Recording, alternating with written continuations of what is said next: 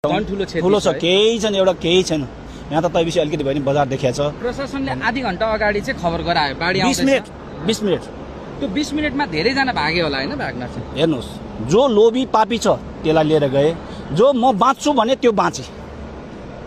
सिधा भन्नु पर्दा ज्यान बचाउन चाहेको भए बचिन्छ 20 मिनेटमा धेरै सकिन्थ्यो यहाँ हेर्नुस् त बाढी आउँछ भने पुलमा बसेर सेल्फी खेल्ने मान्छे सबै लिएर गएको छ किन उसलाई त सेल्फी खिच्नु छ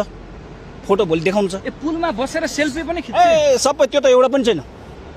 त्यसरी पनि बसे जानकारी पाउँदा हेपेको यति हेपेको तिनीहरूले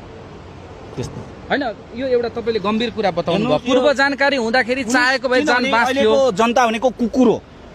न त प्रशासनले भने मान्छ न आफूभन्दा ठुलोले भने मान्छ हेर्नुस् न आफन्तलाई केही गन्छ यो अहिलेको मानिस भनेर मानिस छैन चाहेको भए जान बाँचिन्थ्यो जान